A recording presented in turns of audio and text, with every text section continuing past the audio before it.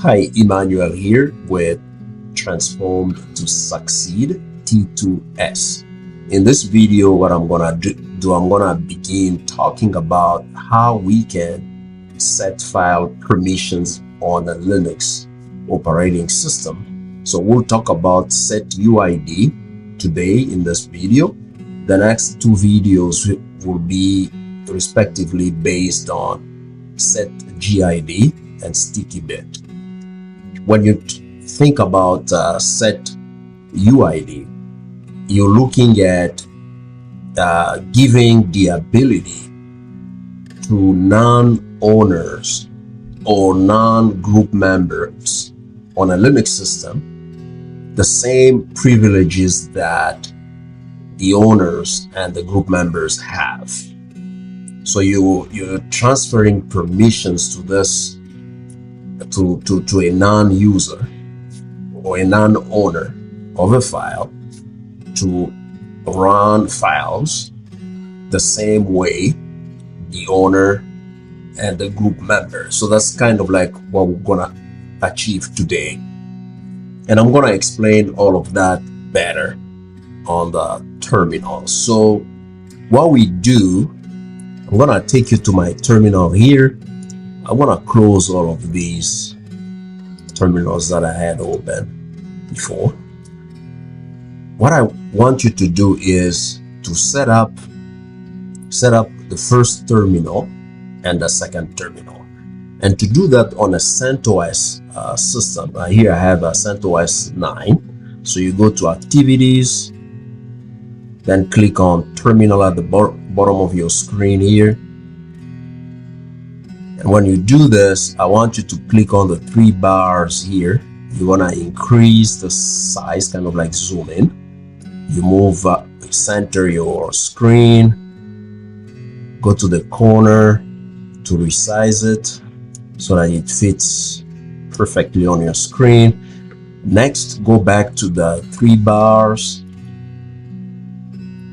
click on Set Title and call it Terminal 1 and press Enter or OK. Once you're done, go back to the terminal on the top of your screen, top left of your screen. You see Terminal here. Click there and click on New Window. So you kind of like do this follow the same steps that we use to set up Terminal 1. So click on the three bars, increase the size by zooming in, kind of like increase the size, I think I would say. So place the two terminals in a way that you can see them. You can move between the two easily. Back to the three bars here, set title to Terminal 2, press Enter or click OK. So we have set up our lab here. So go back there. I may probably want to do this a little bit. Okay. So you can see Terminal 1 and Terminal 2. Now, next, the thing that you have to do now, you go to Terminal. Let's go to Terminal 2 here. So you go to Terminal 2. If you click, you use this command, you long list user bin su. So the su stands for switch user.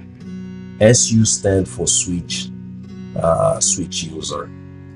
So you're gonna you find this command. This is an executable that you find in the bin directory under user directory. So the bin is the subdirectory of the user directory. This is where you find all of the commands. So when you do this, you see this is in red, and here you have the permissions. We have a dash because this is a file. If it's a directory, it begins with D. If it's a link, it begins with an L. And then you have three sets of users categories here. So we have this is the user or the owner of the file, and this is the group, and this is other or public or the world. So you have that. And if you go to the user directory, this is where you find the bin. Remember here, you find it there. And now if you go, cd means change directory. So you're changing the directory from the user now to the bin. So when you go there and you ls, you can find the su command that we want to use for this demo, which means switch user. And we may use also sudo, which is super doer, and we'll talk in future videos more about sudoers file, meaning this command and what it can do. So I'm gonna clear the screen here, and then I'm gonna, if you do the two dots, you're going up to the parent directory, and then you do the same here. If you only do cd, you're going back to the root directory. So I'm gonna clear the screen here. So we've done that, and now what we have to do, let's use the su here. So we do su here, meaning switch user to become, so make sure that you have already added a user. So you're gonna need to add to sudo user add, and we'll talk about this command when we in our videos related to user management. So user add, I'm gonna say user. So I do that, and it says this because I have already created a user by the name of user. And then after you create the user, you're gonna have to change to give user password. So I'm gonna say password user, the name of the user. Only root can specify username. So this is the time when you use sudo. Sudo meaning super doer, and then the command to assign a password to user. So I'm gonna assign a password to user. Okay, so I have done that. So now I can do the su to become user. Do that. It's asking me for the password for the user, and sometimes when it does that, it means that you didn't spell the password correctly. So now you see, so I have moved from student. Using this command, I can switch users and can become now user. And if I want to become root, I'll do the same. You need to know the password for root. So now I have become root. So after doing this, let's go now to the first terminal. So I go to the first terminal, and now I'm gonna modify permissions here. So I'm gonna do chmod, then I'll do -v to see what's happening, and I'm gonna remove when you do -s, it takes away let me show you quickly here. So if you long list this here, user bin su, you see here we have this s, and that's what allows the users to switch to use even the command su. So if you remove that, it's gonna affect that privilege. So to do so, we use this command chmod and then -v.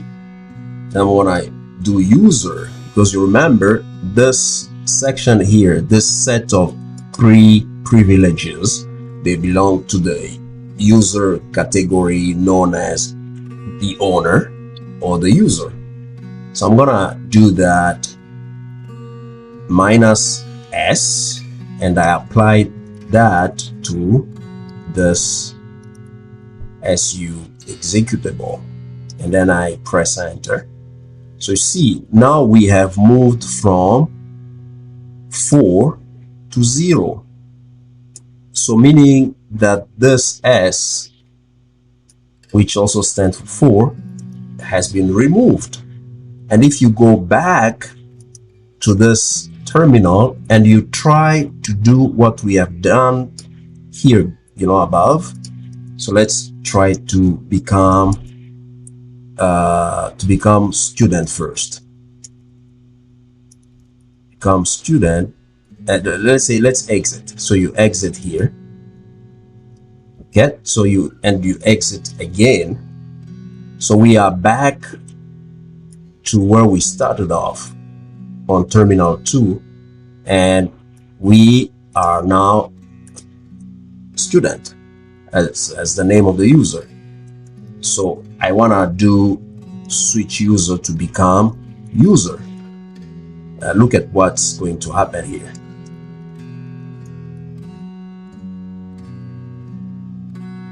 It shouldn't happen this way.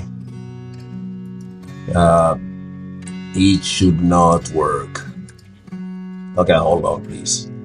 So let me see if I have applied that correctly.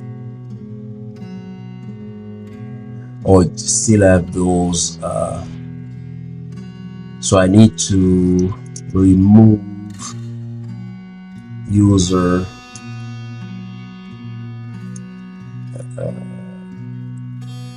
being. That's how it should be. It has removed. So let's try again. Has not removed. Okay, hold on.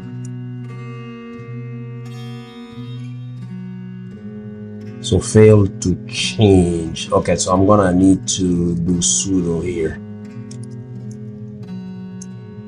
and give it a try again.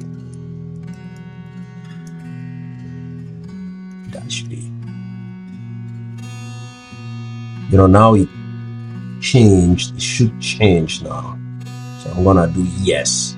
So now what we have done, we have removed that privilege. So we go back to the other terminal, and we're gonna try to do what we did here. So I'm gonna exit, go back to student, and then we try to go to SU in order to become user. It's gonna ask for the password user. And guess what's going to happen here? Authentication failure. And if you do SU to become root, you need to know the password for root, and you tried authentication failure again. And do you know why? Because when you ls, you long list this directory here with that executable or that command. You see, you have this here. It has gone from red to green, meaning that here you have lost that S privilege. You have lost it. But if we go back to terminal 1, going back to terminal 1, and what I'm gonna do, I'm gonna change it back to, I'm gonna return that S. So I go back to user being SU. So it's been changed, and I can do the same so that show you with the -v. So okay, so it's been changed. Now we have this, and I can ls now, ls or long list. I can long list that executable and okay, it's gonna -l. Sorry, it's getting late as I record this. So we're gonna do that. You see, so that has changed to from green to red, and here the S is back. So when you go back here, everything should now work okay. So you're a student and you can become user. You enter the password and you should become user. See? So now we are back to business here. Back to business, and we can become user. If we want, we can become also root. You enter the password for root, and there you go. So you see, we've gone again from student to user, from user to root. And this concludes our video. I'm gonna see you next in the next video. We'll talk about SETUID. So in the meantime, you take care. Thank you for watching this video, and God bless you.